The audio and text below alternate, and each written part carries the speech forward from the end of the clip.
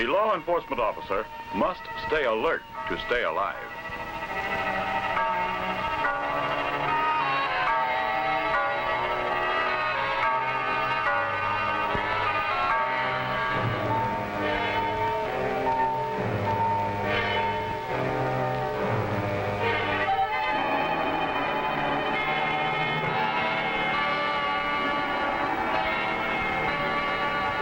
Although you are quite vulnerable to attack, you are not defenseless.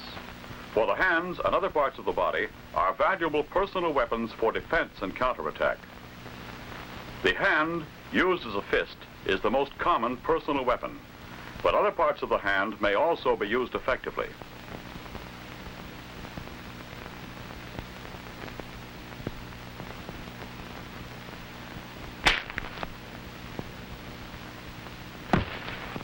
At times, the elbow may be a better and more powerful weapon. The foot and knee can have damaging effect.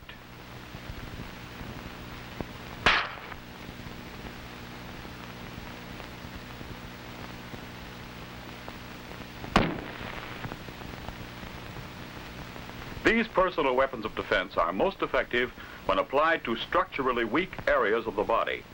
Blows or pressure directed against any of these vulnerable areas will cause severe pain, loss of consciousness, or even more serious results. In the region of the head and face are found several vulnerable points. A number of effective blows can be delivered here at the temple, the eye, the bridge of the nose, and base of the nose and upper lip, the lower lip, the chin. In the throat, a multitude of blood, air, and nerve lines can be severely injured by a blow or pressure directed against the Adam's apple area. Further down the body, a sudden weakening effect, even crippling, might be caused by a counterattack aimed at the region of the heart, the solar plexus, the stomach, and other abdominal organs. The groin,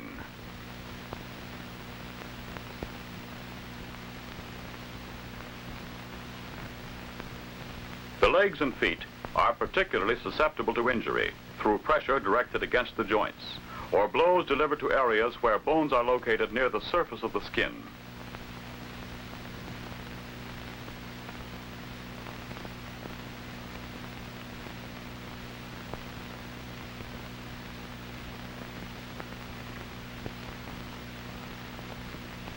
The backs of these limbs also provide areas where damage can be inflicted.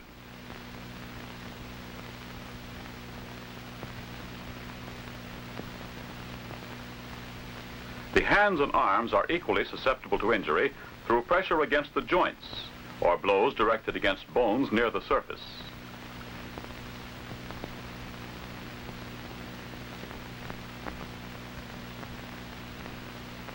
Additional vulnerable areas located on the back of the body are the spinal column, which houses the spinal cord, the tailbone,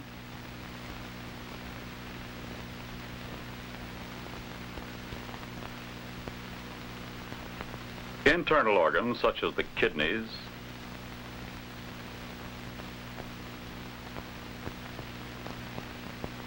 the liver,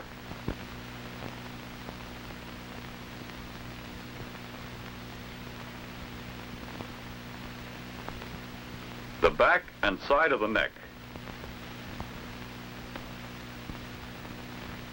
the mastoid, and the ear.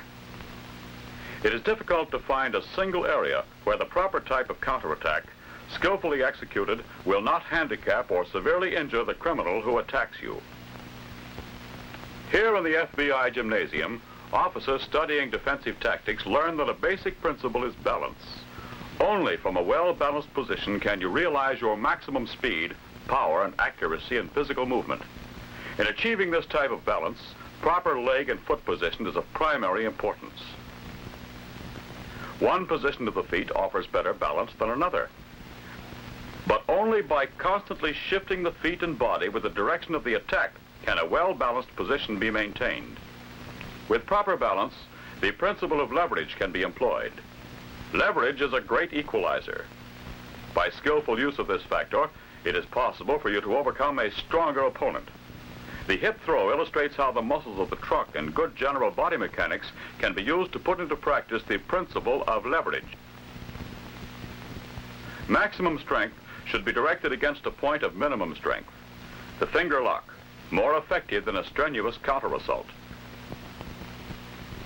Despite physical appearances, always assume that your adversary possesses greater strength. Then use your strength to direct his movements. By pulling when he pushes, pushing when he pulls, it is possible to use the adversary's strength and momentum to your own advantage.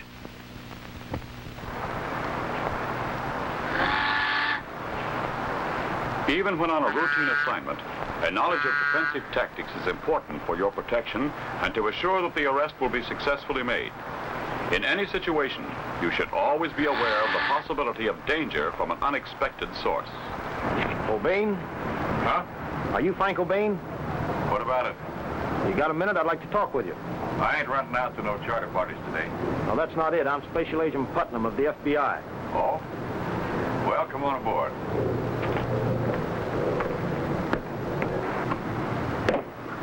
So what's on your mind? It's just a routine check, Frank. I just wondered if you'd heard anything about your brother Roy. I reckon you're going to have to ask him yourself. That's right. Get him up. Start the engine, Frank. My old pal wants to take a swim. Well, it's good to see you anyway, Roy. Knock off the chatter, pal. Get back. Frank, hold it, both of you. Put your hands up. Way up. You just saw a criminal disarmed. His mistake was holding his gun within reach of the officer. Never hold your gun within reach of a criminal. This is emphasized in the FBI National Academy. Indeed a formidable weapon, but only when handled properly. Disarming is a highly dangerous maneuver and should be attempted only when extreme necessity demands. Though the gun need not be in front of you, it must be within your reach. Judge your distance and act quickly without telegraphing your plan. To move the muzzle away from the body, you have less than half a second. In a large eastern city, two officers were about to make a routine inquiry in an effort to pick up information concerning a fugitive.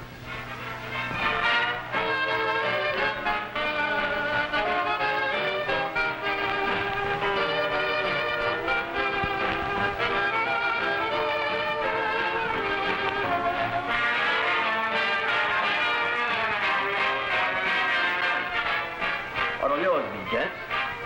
We'd like some help from you. Like what? We're trying to locate this man. Have you seen him in here? No, can't say that I have. A lot of guys come in here, you know, and... Look out! We're FBI agents. Come on, get up out of there. Get up.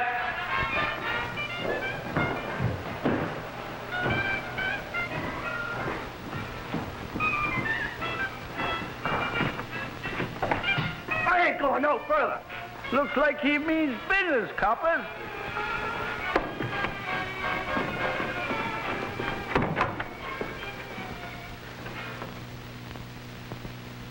In this situation, the officer's hands were held together to form a wedge to catch the attacker's wrist.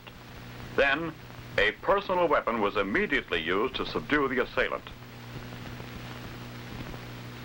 When necessary to force a reluctant criminal through a doorway, tactics should be employed that take maximum advantage of his exposed, vulnerable areas.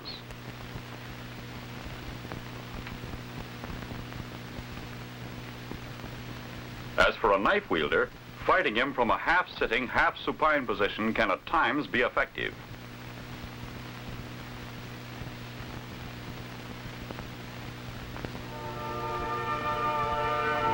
Now let's observe the experience of two officers tracking down some stolen property.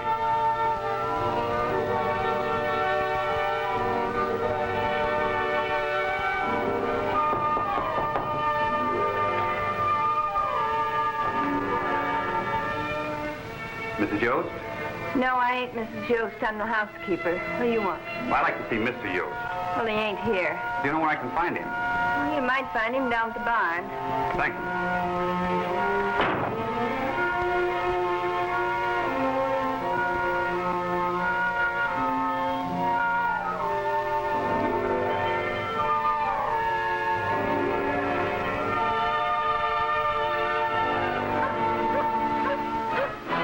Mr. Yost!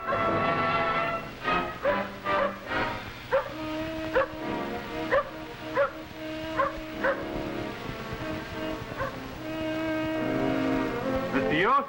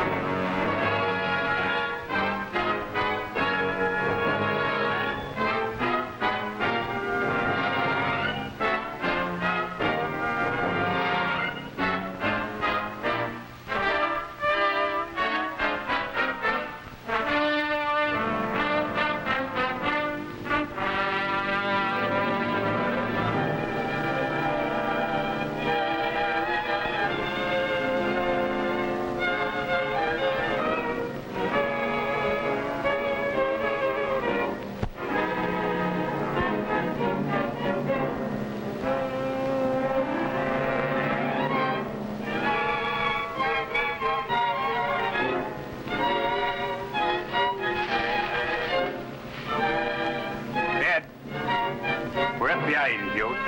Have a warrant for your arrest and a search warrant for these premises. Come on, get up. I ain't going no place. I said get up. Watch him, Ed. We'll put him up against the barn over here and search him.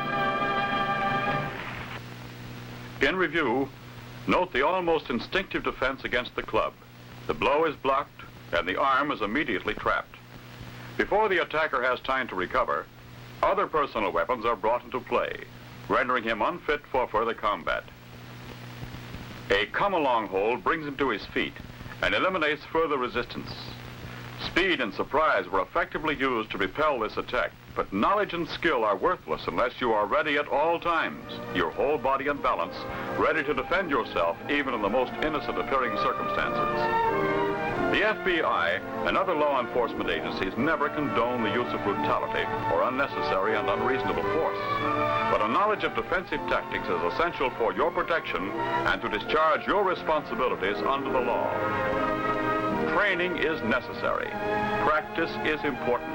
Experience is not always the best teacher. In self-defense, you may get no second chance.